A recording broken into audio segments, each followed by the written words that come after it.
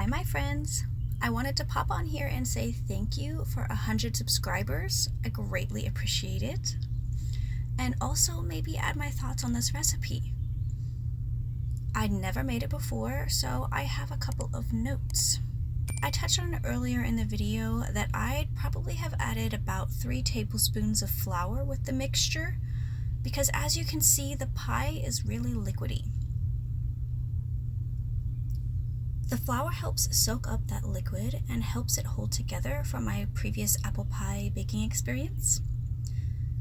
As well as I would have mixed the sugar mixture and the apples together in a bowl and then poured it in rather than sprinkle it all separately.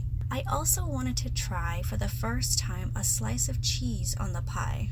It was a very popular thing to do in the 50s and 60s and always thought it was weird, but today I decided to go ahead and try it. It actually wasn't bad. The cheese added a hint of that salty with the sweet type thing. I probably won't do it again, but it was definitely fun to try new things. Anywho, thanks again for 100 subscribers, and I hope you have a great week. Bye!